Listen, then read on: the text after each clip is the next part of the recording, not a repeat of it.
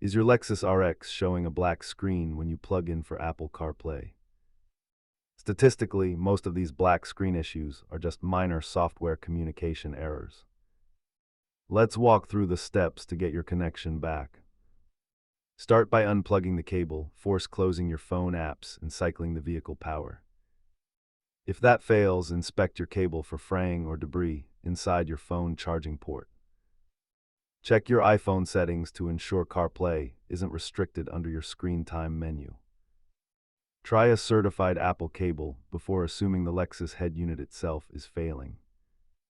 Most users find that simply swapping to a high-quality, short data cable fixes the black screen entirely. Try forgetting the connection entirely on your phone and repairing as if it were a brand new device. Keep a can of compressed air handy to clean out lint from your phone's charging port. Remember, software is fickle, so always rule out the cable before you ever consider tearing into the dash. If it still won't connect, it might be time to visit the dealer for a firmware update.